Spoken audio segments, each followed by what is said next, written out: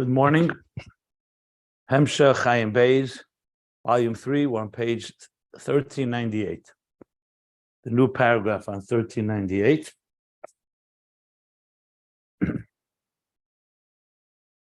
I gave an introduction in the previous class to what we're going to be learning now.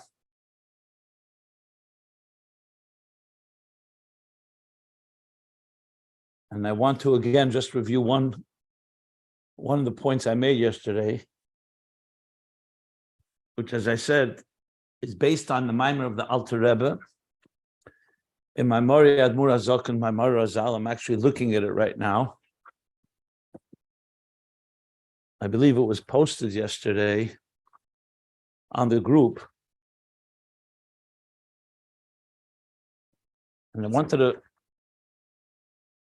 it's on the prayer we say in the davening. Very interesting statement. We say like this.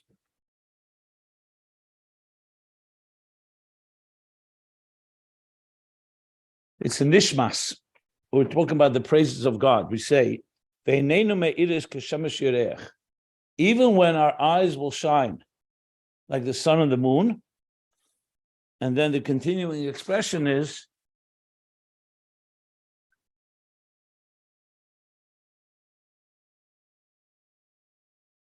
that nevertheless, all this does not come close to who you, God, are. So the Alter Rebbe, in his inimitable way,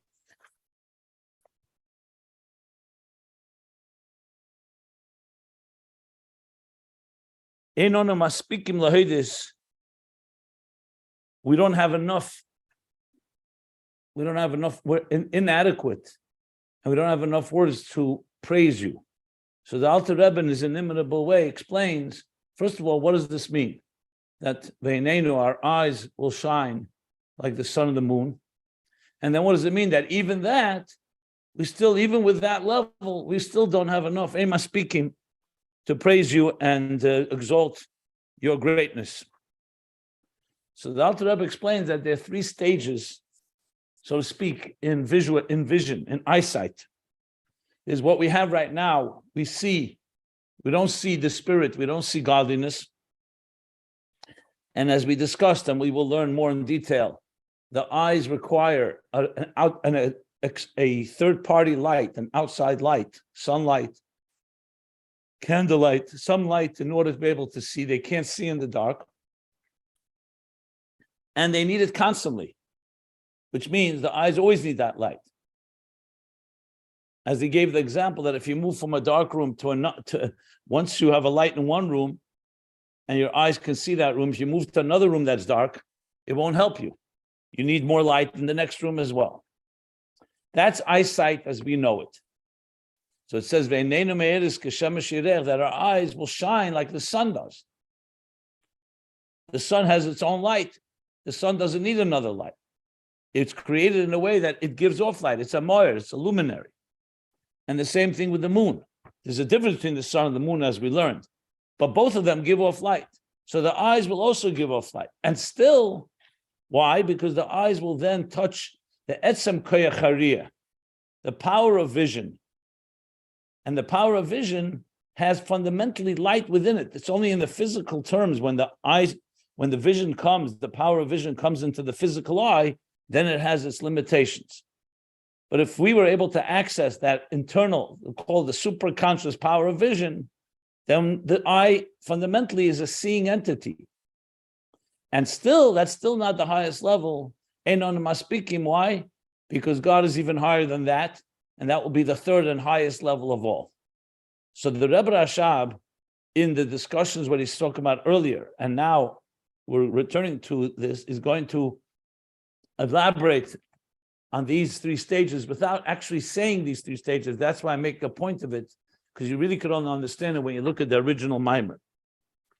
Now, this will go for pages and pages until he comes back to Riyah. I'll just tell you what page to show you how comprehensive it is. I think, one second. You go back to, this will go to page 1454. We're now 1398. So we're talking about 56 pages that he's now going to elaborate and come back to this idea of Riyah, how it relates to the souls below, and of course the context of everything here and the interface between the divine existence. And as I explained yesterday, why vision is such a powerful element here, because at the end of the day, we want to be able to see godliness. And we've been talking about this all the time. How much can we see? So he said, if you want to see it, it has to be a lower level, because no one can see me and live. So we have to see it through shrouds, through a curtain, if you want to see it. If you want the muhus, it has to be a lower level. And yet, through the refinement and our work, we'll ultimately be able to seamlessly, without any levush, without garments, without shrouds, be able to see the divine itself in the highest levels. That's why this is so fundamental in the entire discussion. Okay.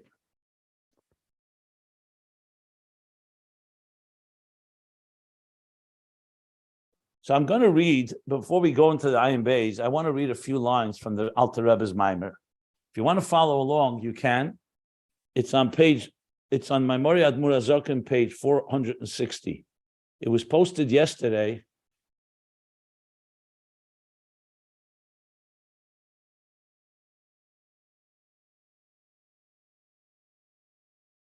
Let me just find it. I just thought it'll be helpful to our understanding. Yeah. The post yesterday, before the class, you'll see, if you want to go to Hebrew books, it's in Hebrew. The one that says, Memory Admur Azokim, Memory Azal, Hebrew books.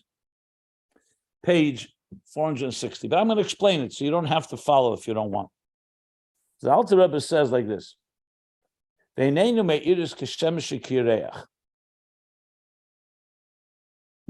eyes will shine like the sun and the moon. So that he says like this, all this, meaning all those expressions in that prayer in Nishmas, hu aliyas malchus datzilis, b'chol prateha. It's talking about the aliyah of malchus. Now you remember these exact words that the Rebbe Rashab used earlier. When he was talking about malchus is the makabel, and malchus remains a recipient, but then malchus elevates. Remember, malchus first is like biti, like a daughter. That's a makabel. Then malchus becomes like a chois, like a sister, equal to mashpia, to Zah, the son. And then it becomes like imi, like a mother that is higher than the mashpia, like the mother, and that gives to Zah. So Aliyas HaMalchus is what the Alter Rebbe says, this is what's referring to. So you have the eyes that will shine like the sun and the moon. The im kol zeh, and nevertheless, like we say in the tefillah and the prayer, einena maspekes, is still inadequate to praise you, God. What does that mean? V'hainu kishiyi ilu le'enayim. When the eyes will be lifted up to the point that they will become like the sun, shiyu me'idim, that they'll be luminaries. Liyas ke'enayim hem klei hadiyah. And he explains now. The eyes are the keli, the containers to see. So the eyes are like essentially channels of light. That's why we can see. A person who's blind is like in the dark. The eyes allow you to see. So you can now perceive and see things. So it's inayim liriyah. Inayim klei hadiyah. V'arihem demin le'er ner. Now they're similar to the light of a flame, a candle. Shebehedre yechshach. Came behedre naim yechshach. What does that mean? That if you don't have a flame burning, things will be dark. The room will be dark. The same thing without eyes, yechshach, will be in the dark. V'lo yira dover shalafonov. And he won't see anything that before him. So essentially, it seems like it's like a flame, like a light. When he opens his eyes, then he shall see. Then he sees. If that's the case, of the eyes you can see, it would seem that it should be just like the sun. V'haner, like the sun or like a candle. Why? She'ein meneilem shelo yeiru. There's nothing that stops them from illuminating, from shining. V'lo yistarchu l'davar achar. Whether it's the sunlight or candlelight, they don't need any other entity to make them shine. Sheyeresem. Ad sheyiru. Ubaynayim, but by the eyes, im hoya oyer meir be'etzem, if the eyes were fundamentally shining like the sun or a candle, hoya tzarich sheyiru gam b'cheshach, then we should also see in the dark. V'hari eina ayin reya klal b'cheshach. And we see in actuality that the eye, meaning today, the physical eye, does not see in the dark. I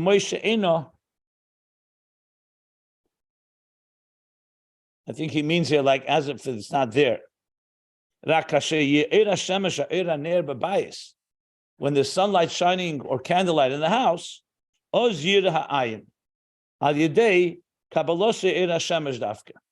then the eye will see by receiving from the light of the sun. So in other words, the eyes need this other entity, in this case sunlight or candlelight, to be able to see.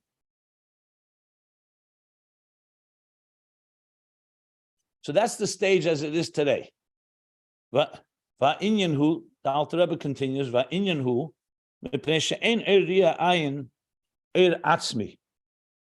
because the sight, the vision, and eyesight is not an atzmi. The sun is called an atzmi. God created it to be a illuminator, a luminary that gives off light. Obviously, it needs God, but it was created that way. God did not, for example, create other objects. A tree doesn't give off light. It has other qualities, other features. But a sun gives off light. And now he brings the example of a luminous stone, like a glowing, precious stone. It also has that property that also in the darkness it will illuminate. We learned that the stone receives the light from the sun, but still, once it's there, the stone has a luminous properties.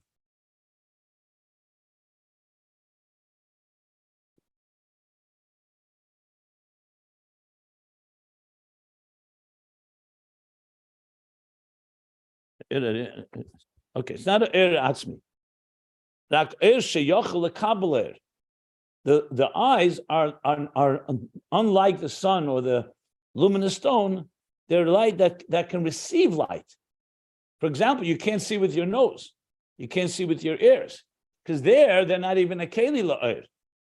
The eyes are a keli, but they're not atzmi. They can't see on their own without another light.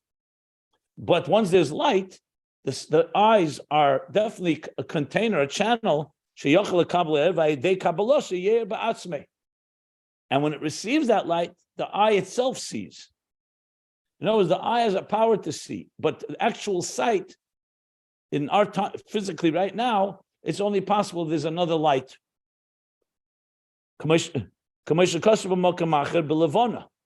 Like it says elsewhere about the moon.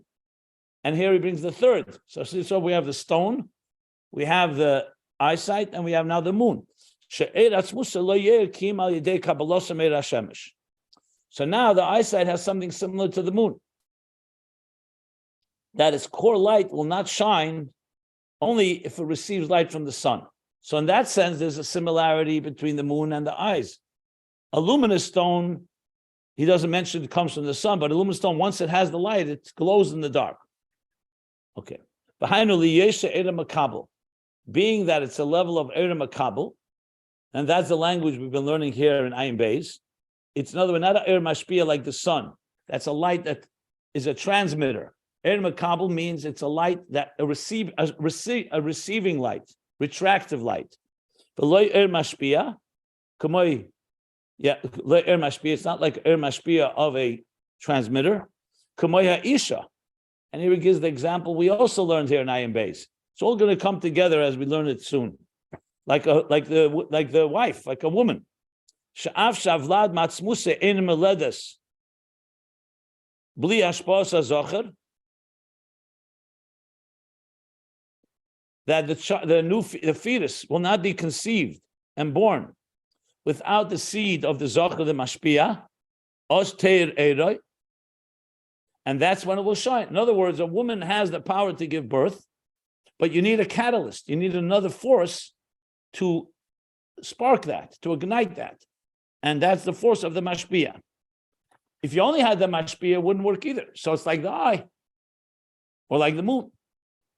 That since it has its power of light, but it needs another force to get it going, to be that trigger that allows it to give birth. The same thing with eyesight. Even though it's a light, but today it's in the form of a recipient. And it will not shine unless it receives a light.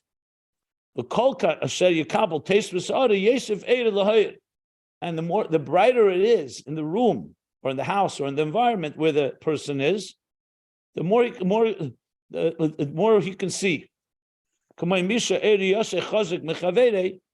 Like we see that a person's eyesight is stronger from his fellow when the sunlight is brighter.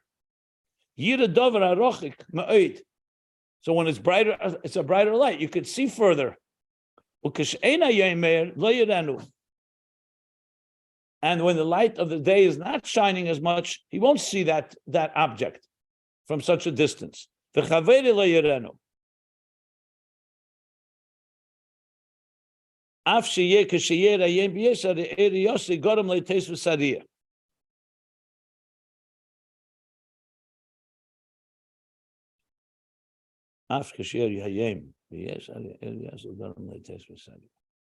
here it appears what the Rebbe Rashab said, you also need to have better eyes. Person, not only is it more bright outside, but someone who has a better eyesight, like 20/20 vision, will obviously also see better. So you need both.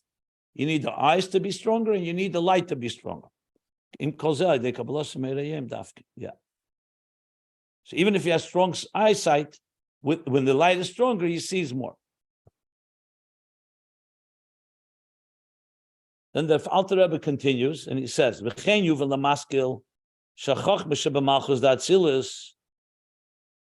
same thing will be understood to the maskil, to the thinker. That Chochma Malchus Atzilus liyes kol yutzvir shalod leslo atzmi. That Malchus on its own doesn't have its own light. That it should radiate on its own. It only, for it to have those 10 spheres in it, to radiate, it's when it receives from the sun, which is Zah, Bechinis Nihid Zah, Kiyodua. V'hainu, ulimsa shpirta de lesle enea. Yeah. This is going to bring here in Ayin Beis as well.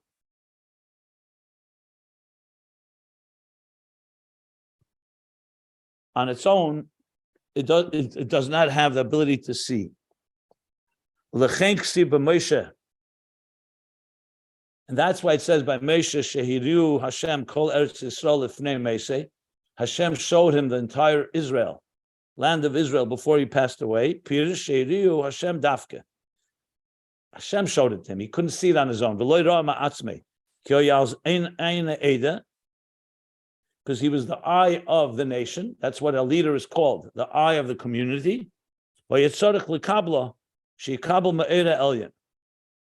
And he had to receive it from Hashem. Why? Because on his own, could not see. He needs to have another light that would reveal it to him.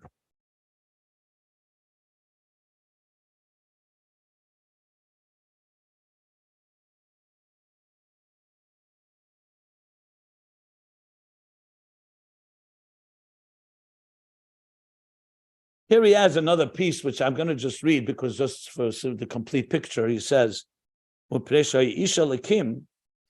because Moshe was an Isha Lakim, a divine human being, a godly man, that's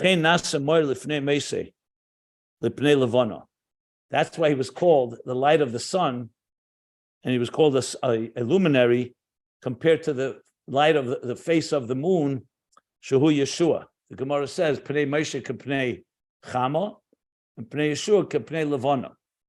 Moshe's face was like a sun. So he says, why? Because before he passed away, the dafkel ifnei istalkusa higbiu.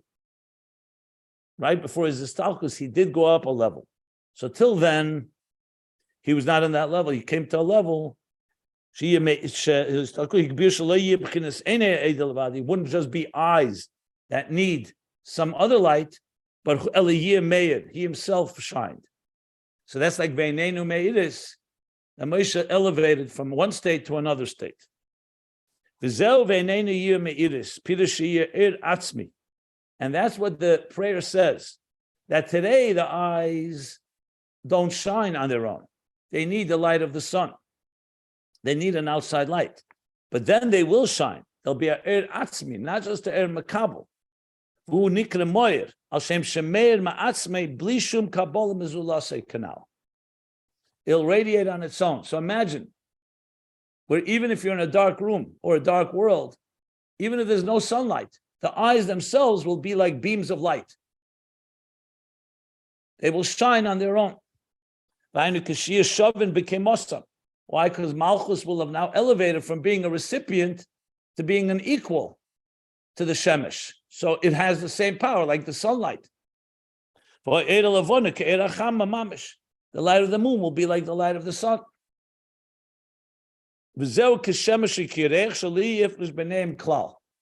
So that's the meaning why it says it'll be like the sun and the moon, because there won't be a difference between the sun and the moon, and therefore the eyes will shine just like the sun shines.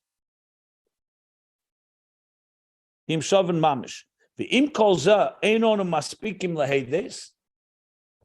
this is not the highest level. And still, it's not. We don't have the adequate way of acknowledging you.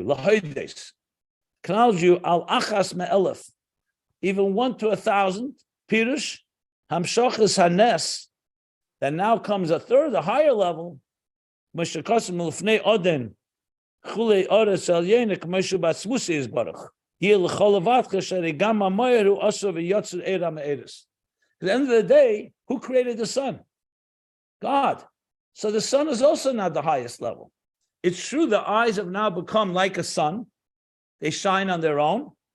But still, there's one higher level, a level which is the Eibishter himself, Asmusei is Baruch, Atzmus.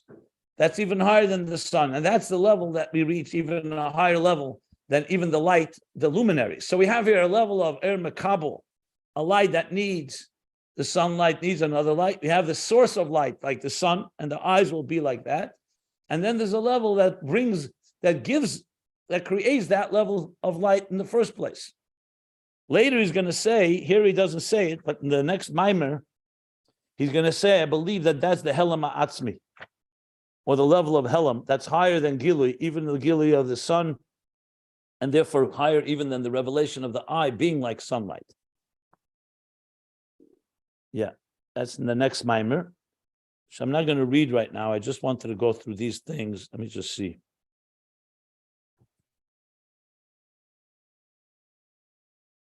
One minute.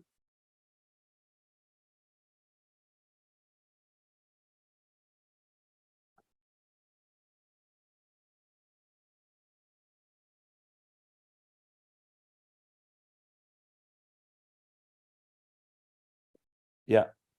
What he says later is that through the Avodah that we do, so Malchus will elevate all the way to the source, where not only is it like the sun, but it's even higher. And it's mashpia. That's like when the Helam of the source, that's even higher than Ur and Moir, will radiate. That's what he says afterwards. But that comes throughout the Avodah. So the first level of Avodah brings the eyes to the level of the sun, and then like the moon, like the sun, and then comes even a higher level that's mashpia from even a higher place, like Imi, or even higher. When you talk about Atik, all the way up to the Etzem, that's even higher than Gilui in the first place. I believe that's what he says afterwards. Yeah.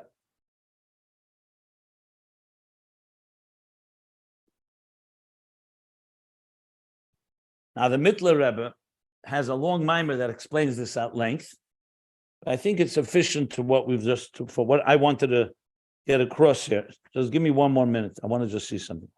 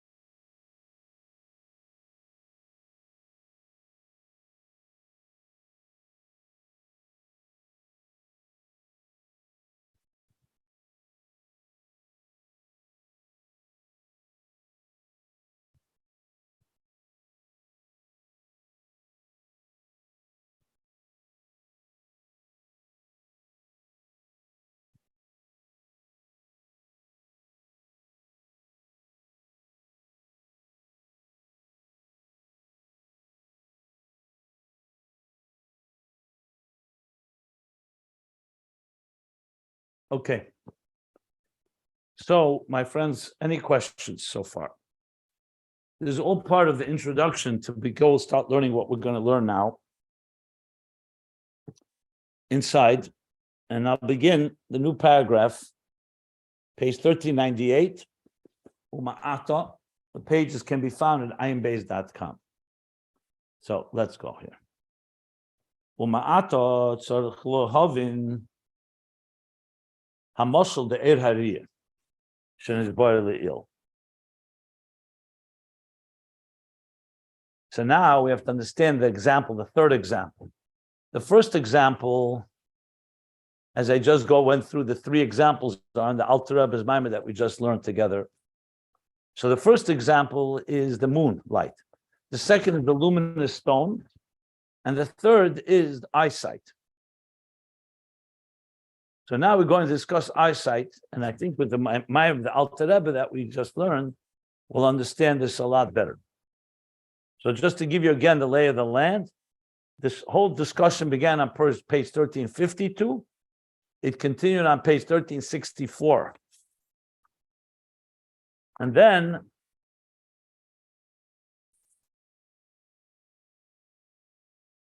on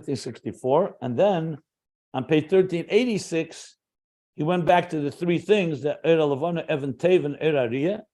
Page 1386 and 87 was about the moon. 1388 through 1398 was about the luminous stone. And now he's going to the eyesight. Shenis Boyle, that was explained earlier, the eyesight is also a level of Er Makabel. Why? Mamish, what we just learned in the Alter Rebbe's mind, because it doesn't radiate on its own in a dark place. If it was a Er Mashpia, it would go into a dark room and the eyes themselves would shine like the sun shines, or like a candle shines. The Eina Raya, and the eyes don't see, only when there's another light outside of it.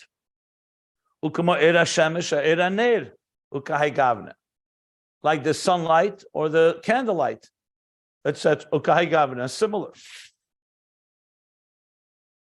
On the other hand, this doesn't mean that the sun is seeing for us. The eyes themselves, once there is a light, the eyes see. That's why we called Aval Zeh Rak, Zeh B'derech Siyur Levad. It's only in a form of an assistance, of support, of help. Because like I said before, the nose doesn't see, the ears don't see. The eyes have the capacity to see with your very eyes, you see things. A blind person doesn't see, God forbid. But for the sight to be actualized, you need a catalyst, you need a trigger.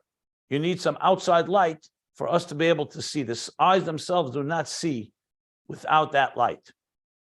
But it's b'derech siyur levad. When it comes, for example, to the moon doesn't see. The moon gives off light.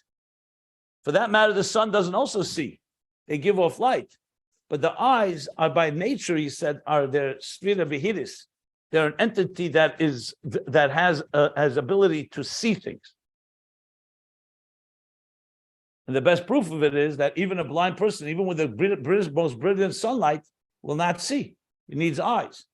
On the other hand, eyes without the support of this third external light cannot see today.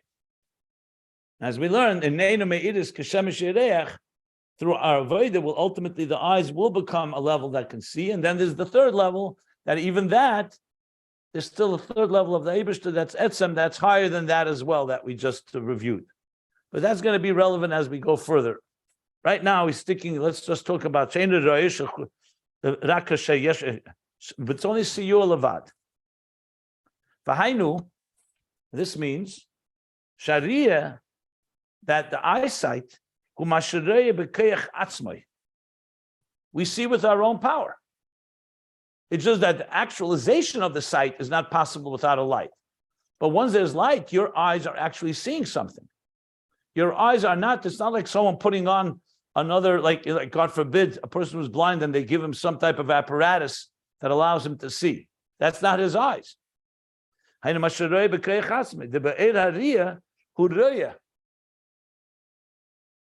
He sees with the light of his eyes, of the power of eyesight. However, for that to actually see something, it needs the support or the assistance or the help from the sunlight, from light of the sun. But the vision itself, but the seeing is coming with the light of the eyes. If the eyes did not have that translucence and that whole structure that allows light to come in, they have the pupil and the whole process of how our eye sees, it wouldn't see. So the eyes actually see. He used this expression earlier. Just want to point out, when the whole discussion began, on page 1352, I believe, he said that there's an opinion that how does a person see is through sparks of light that come out of the eye.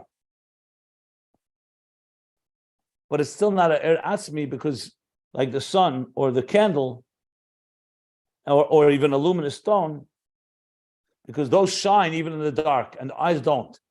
But then he said clearly afterwards that still the eye is called a moir. Why is it a moir? Not because it shines light, because the eye itself sees things. It's not a what's the word I want to use? Something imposed upon or some tangent. It is the actual eye that sees, but it needs the support of the light of the sun or external light. And the Rebbe Rashab says, "Farizeh b'chuven yoser." And actually, if you want to understand it better, what corresponds to it more, b'chuven yoser, the example, l'moshel atzmicha, to the example of something growing, of vegetation. Like the Moshel, the Alter Rebbe brought it in the Maimer we learned in Maimori Admur Azak on the Siddur, on this Maimori Azal, on this Neinu Me'ires. So he brought the tzmicha. There he didn't bring tzmicha. There he brought the birth of a child, the mother. So he says, Mechuven Yesel l'moshel tzmicha.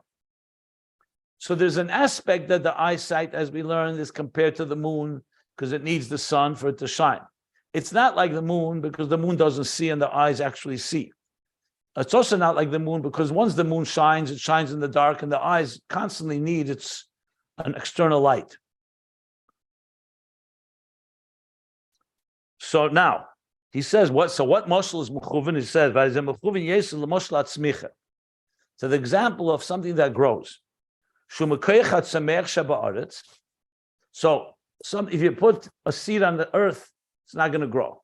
The seed has to be in the ground. There's a koyach etzemeach. There's something that God implanted, embedded in the earth, that has the power to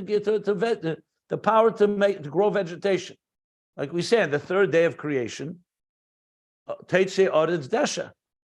God said, I am now creating the power of earth to produce vegetation, to produce things that grow. So there's a koyach etzemeach sheba'aretz. But when you plant a seed in the ground, you need a catalyst to get it growing. It needs help from the rains. Now, if it just rained, as I said, and there were seeds, let's say, anywhere without earth, it wouldn't grow. So the power is in the earth. But to reveal it and to trigger it, you need the rains. Literally the same words. Like the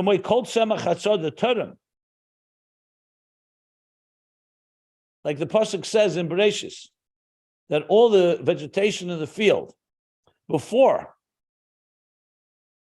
he says there, before a person plows it, before a person works it, kilei himtir, and there's nothing that causing it to rain, means then it won't grow. So the same thing with the eyes. The eyes have the power, just like the earth has the power to make things grow, but it needs the rain to trigger it, to stimulate it. The eye has the power to see. but it needs an external light, like the rain, to allow it to see. No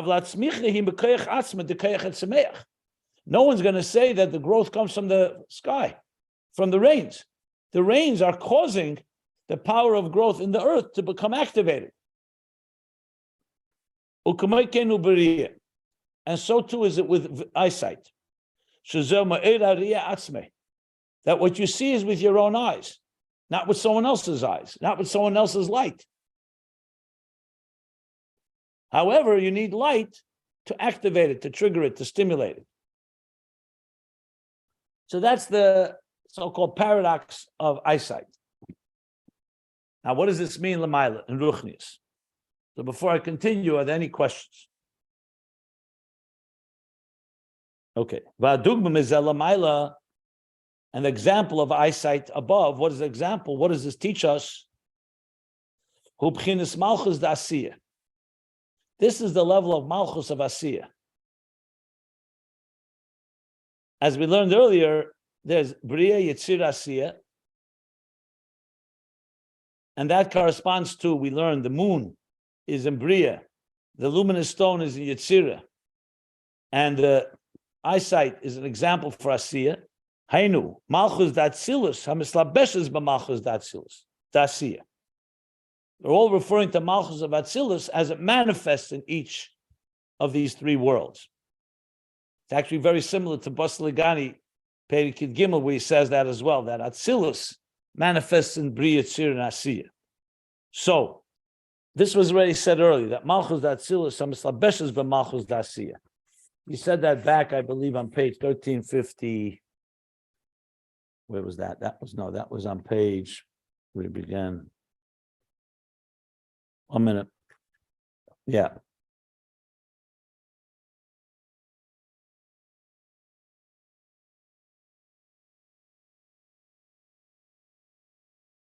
The Malchus Atzilus that manifests.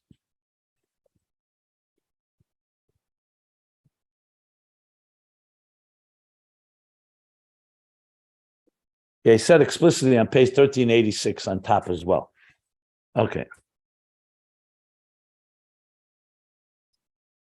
So now he's going to explain what's connection to Asiya. How is this different than Bria and Yetzirah? So he says like this.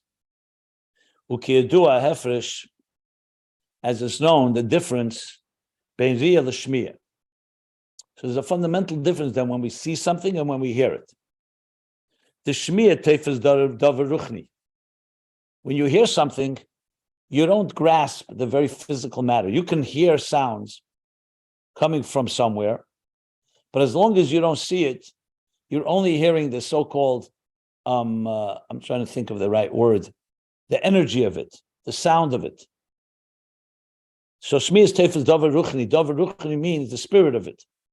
V'riya tefes davar gashmi. When you see, you actually see the object. And it's very different. If I describe it to you, I'm describing its description, its personality, but you don't grasp the actual physical thing. So that's why Shmi is called more Ruchni and Ri is called more Gashmi. Valkain Moshel De'era Riya, that's why the example of eyesight, Hu Basiya, is in the world of Asiya. Because eyesight relates to actually seeing something in a physical sense of the word. So Bria and Yetzirah are more Ruchniistic. They're more spiritual worlds. Asiya means something in action, like you're seeing an action. If you think of it, Machshava and Dibur, for example, and Maisa. Machshava we definitely don't see, we hear. Words you also don't see, you only hear words, that's Shmiya. When you see someone build something, when I actually make a demonstration and I build something or I create an action, that's something that's visible to the eye. So in this context, he's saying that Riya is an example for Asiya. We still need to understand how this relates to Mikra, because he said Mikra is an Asiya. Now it relates in Torah itself, but meanwhile, this is what he said. So he just explained how Riya connects to Asiya, but not established yet how it applies itself in the world of Torah. So just bear with me as we learn inside, and we'll get to that. I don't know if he's going to say it explicitly, but we'll definitely address it because it's so part of the whole flow.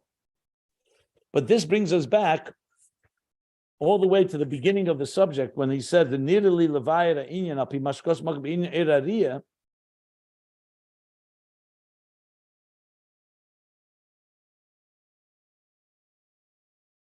Ner mitzvah b'teira er,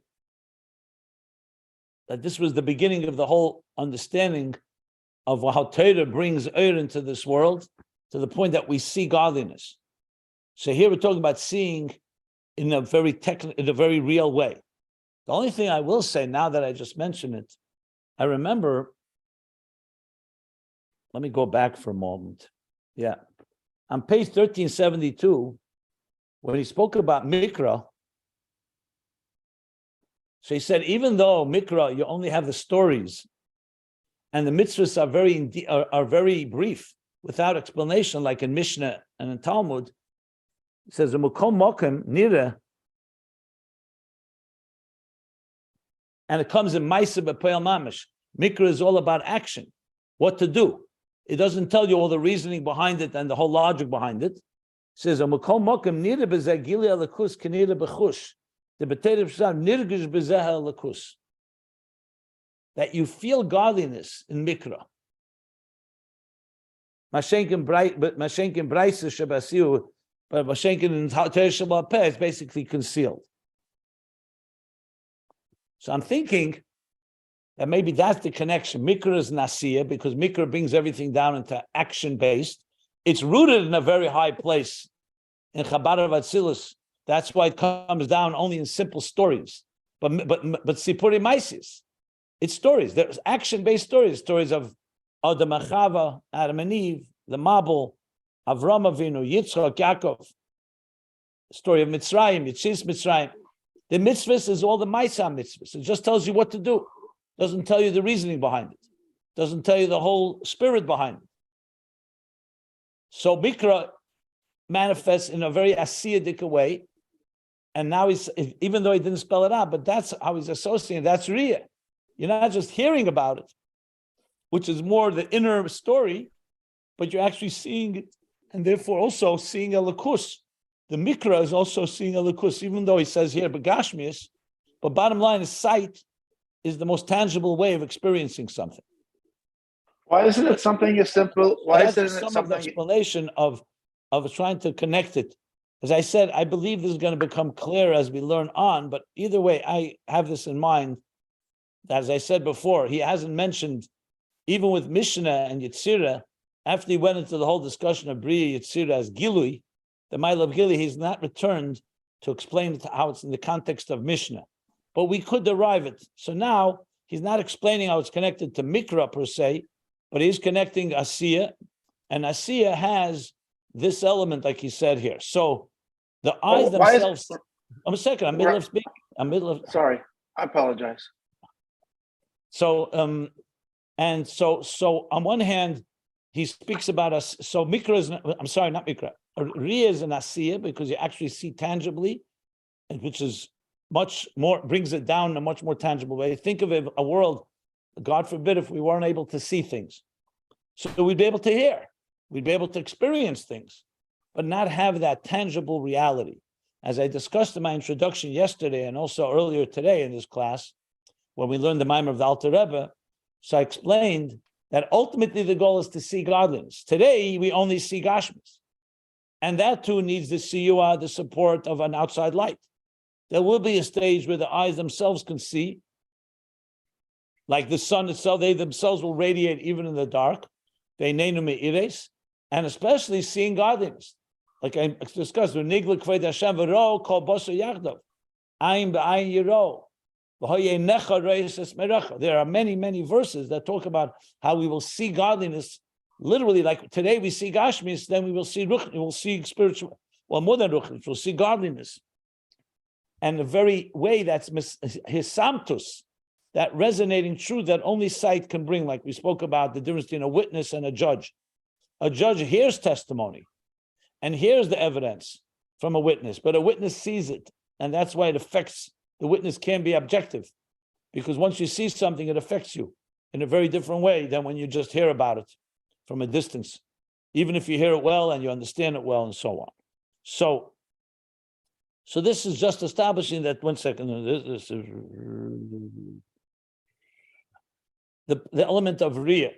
Now, the reason I wanted to learn the Alter Rebbe's Maimer is because he's now going to discuss something much higher, that this is Riyah in actuality, but the power of sight in its source is actually a luminary itself. It just doesn't express itself in this world. That's why we need the support of an external light. That's going to be the next section. But I'll stop here if anybody has any questions. I just had it's a question, but it's prefaced by a comment. When you look at Mikra as related to Asiya, falling into Asiya, I mean, it's like you said, it's tangibly given. The Eibishter gave us the Torah in a visible format. Moshe Rabbeinu came down with the Seres Dibros, and we have the Torah. So okay, and then with Mishnah, it's an oral tradition. It was also given to Moshe Rabbeinu on Har Sinai, but it just wasn't written down. But so it was Shmiya. So that would see Yisira. So okay, good. That's fine. With Talmud Gemara, it's of course it's sourced in an explicit Torah, whether it's written or oral, but it's derived by thought. So you have thought, hearing, and vision. So thought is Bria, which is the darkest. Yitzira is Shmiya. It's from an oral tradition, and Asiya, it's written. That's good. That works. Yep, that works. Additionally, I'll say that Talmud is not just thought, it's also the process that comes from the bottom up of the sages struggling to understand. Shmiya, they heard it. Like he said, ish mipi ish. They heard it from Moshe orally, Baal Peh, but they heard it clearly. And Gemara, Talmud is already, they don't have that clarity. So now you need, in addition to what you said, machshava thought, you also need the exertion and the effort to try to find clarity when you don't have that clarity. So Shmiya is Shama Ish Mipi Ish, the Messiah that each generation heard it from the previous one. Mikra is correct. The level of Riyah, they first of all, by Matan Torah, they saw godliness, and Mikra is also visible. The words are on paper, or in the luches, on the tablets. Yeah, it works. That's fine. That's good. Good. Okay.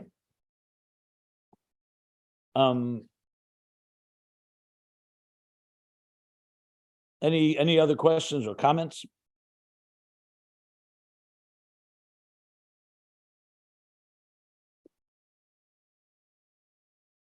Okay, good.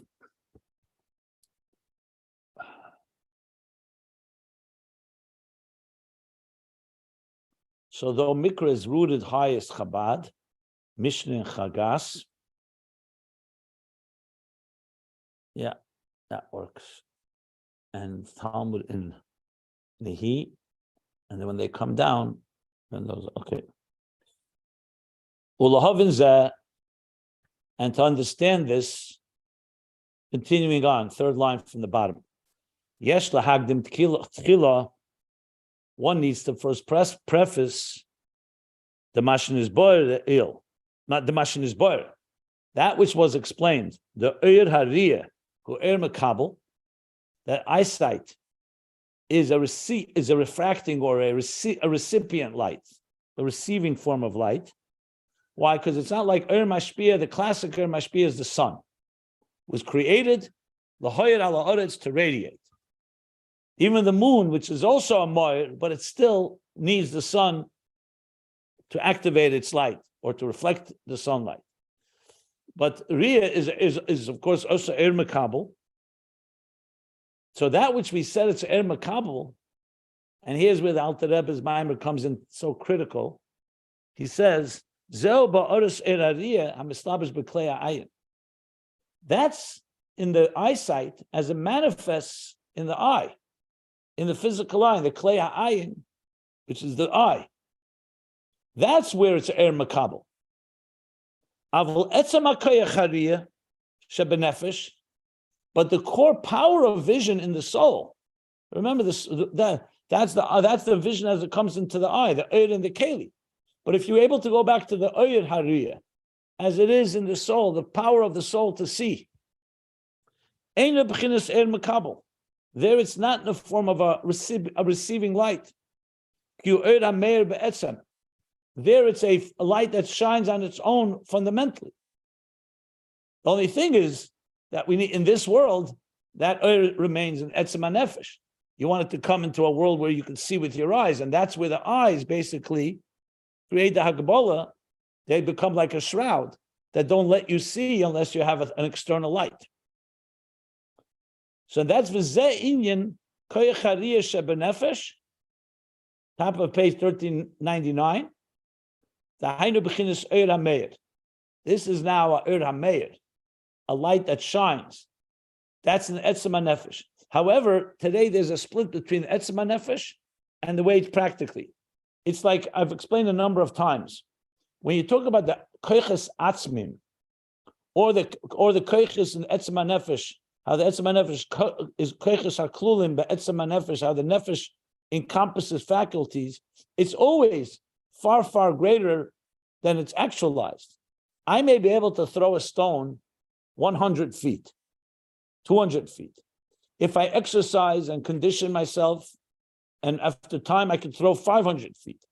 I can run 5 miles.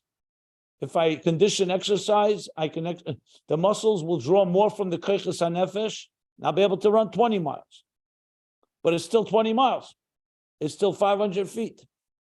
If you ask the question, how much power does a person actually have if you did not have to recognize the limitations of the body and all its parameters, how much is there? So Chassidus explains it's actually infinite. I don't know if actual infinite, but definitely far, far more than 500 feet or 20 miles. The problem is the body. You could have energy that can flow who knows how far, but the appliance can't contain it, can't handle it.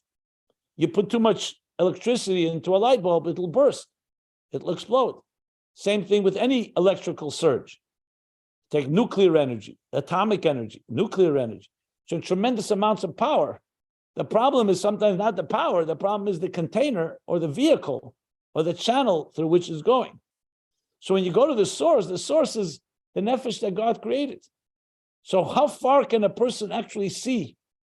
So it says about Adam HaRishon, and the first day when he was created, it says, well, actually, let me reverse that. It says the light of the first day, when it says Vayihi Oyer, the Medrash says that this is a light that you could see Mesefa Elam at Sefe.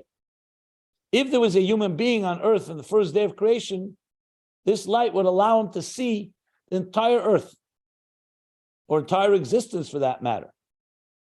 The problem is that once it came into more kalim, well, problem, I wouldn't say problem. The kavanah is that once you create the kalim, then vision only goes that far. You can only see that far. You can't see farther than that. But that's due to the agbola of kalim. If you look at it from the point of view of, let's say, godliness, the Eir Ein Sof, we learned about Eir Makif, or Eir Ein Sof. From God's point of view, light has no limits. It can go and go and go. The challenge is when you deal with kalim, so then the Eir becomes mugbal, limited, and defined by the containers it enters into. So if you ask how much power is there in the light itself, who knows? It's unlimited. Ein Sof. It's when it comes into the container limits the flow. But the light always retains that power. The same thing is with the nefesh ha'adam. Even though it's not divine energy, but remember the nefesh is a divine entity. So he's saying that the Eir Hariyah that we're talking about, that's Eir Makabel, is the way the vision manifests in the Keli, meaning in the way we function as human beings. But the Etzem HaNefesh, or like he calls it, Hariyah B'Nefesh, Etzem Koyach Hariyah B'Nefesh, doesn't call it Etzem HaNefesh. The core faculty of eyesight in the Nefesh, Ein B'chinas Eir Makabel, Eir Meir B'Etzem, that's Koyach Hariyah Sheb'nai B'chinas Eir HaMeir. As I said, this is taken from the Maimer of the Alter Rebbe, and that the Mittler Rebbe elaborates on. That's why I wanted to read that inside, because I think it can really help understand these levels. So when we say Ve'einenu me'iris k'shemesh yireach, that's what we're saying, that our eyes will shine like the sun and the moon. The eyes will then access the etzem koyach, the etzem koyach hariyah shebenefesh, and then they will shine. Today, that's not existent because of the limitations that we've been discussing.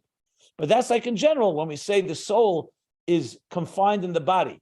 But once the body gets refined enough and the yesh becomes a keli telekus and we expand our consciousness, then we can draw down much deeper levels of energy. Just like a student, a beginner student could only contain an aleph, a beis, or basic information, ben chomesh lemikra.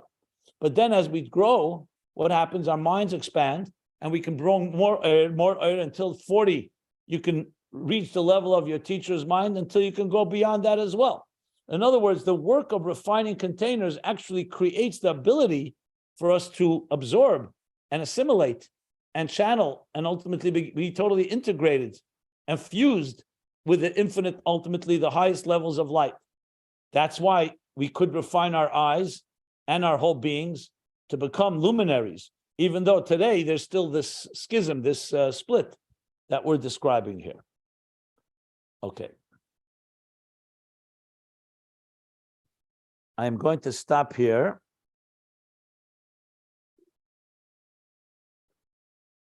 But he's obviously going to continue this theme as we go further.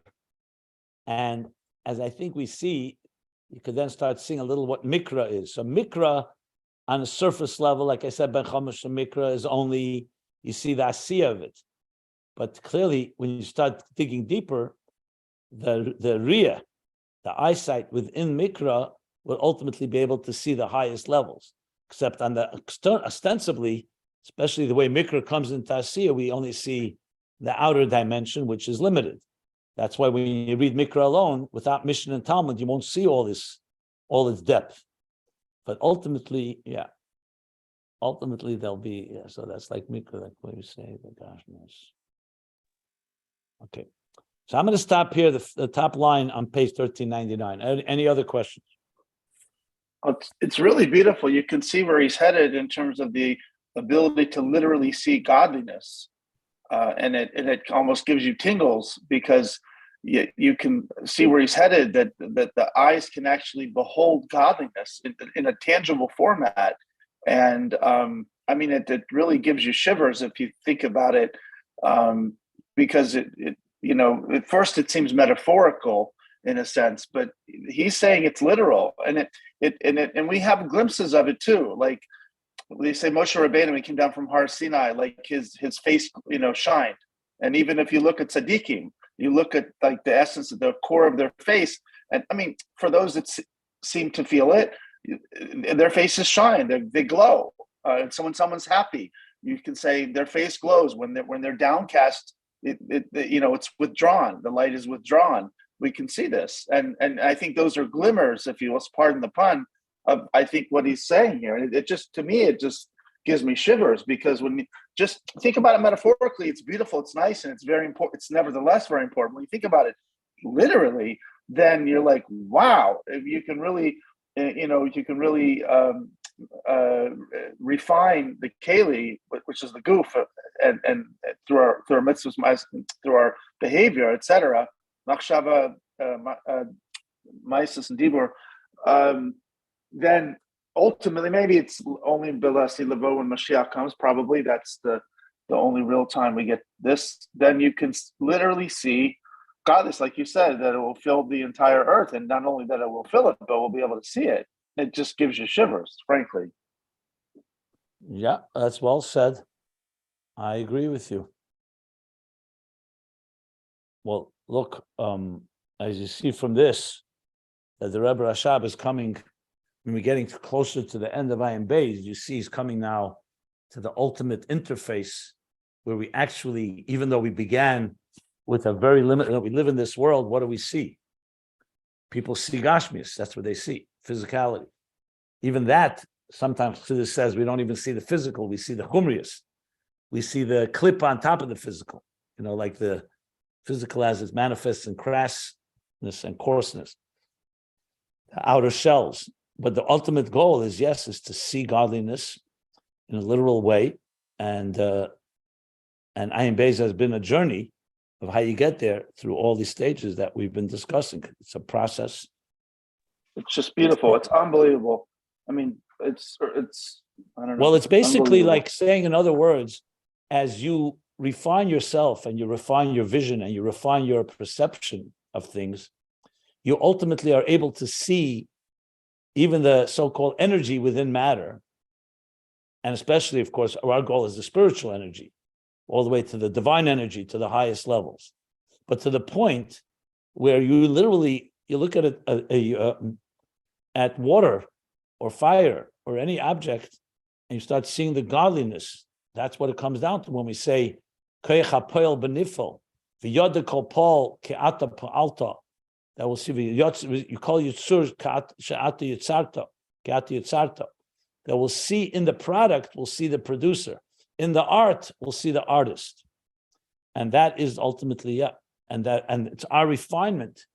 Both mamata lamaila, mamayla lamata. Mamata lamaila is the work we do from the bottom up. Mamayla lamata is learning Torah, where God gives us a picture. Remember, ata haresa ladas. Haresa, you've revealed. He wants us to have riyah, not just shmiyah, not just shema, but also riyah.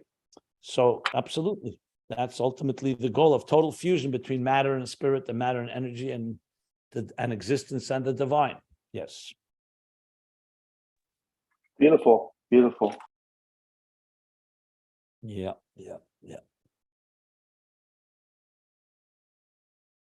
The Rebbe Rashab, I mentioned this, I think, a few times, was once sitting at a meal with a Farbrengen, and he said, "Bring me a plate, and I'll show you the koyach hapoel benifel, the divine power within the plate."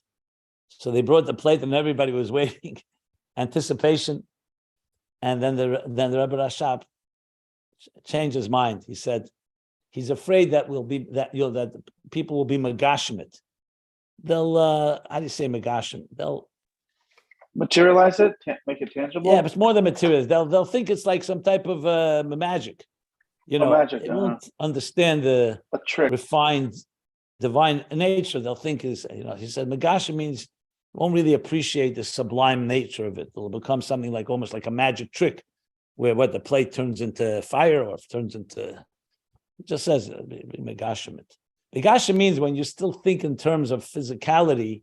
So you're not going to be able to see spirituality with physical eyes. You have to first appreciate spirituality with shmiyah and with the mind before you can actually. If someone showed you right now godliness, we would misunderstand it. We probably would be confused even, or even further, turn it into something that's completely not what it really is. Be like you said, megashim. Megashim means you don't appreciate something. You turn it into, someone gives you this most precious gift, and you turn it into, you use it for a back scratch. To like trivialize? No. Yeah, it's a combination of all of that. I don't know if I have an exact word, but it's I'm reminded of the story you told. I don't know if it was the Alter Rebbe. I think it was Alter Rebbe. I don't remember. But one of the Rebbes, someone said to him, I don't know, and I don't remember the full story, but like, so all I see is a table. And he said, well, I see fire on top of it. I don't see the table. I see fire on top of the table, or something like that. Maybe you can clarify the story. I don't remember that. There's a story with Alter Rebbe that he sees in the balcony, in the beam, he sees the godly energy within the beam. That is a famous expression. The table on fire, I don't remember if I seen that, but possible. I don't remember. But you gave over a mashal during class. It impressed me, but I don't remember the mashal. Well, there's the story with the Rebbe Rashab and his brother, where he asked him, what's a Jew? And he said, a Jew is fire. When they were children, they were playing. So he touched his hand and said, if your hand is fire, why don't I get burned? So he said, when fire touches fire, it doesn't get burned.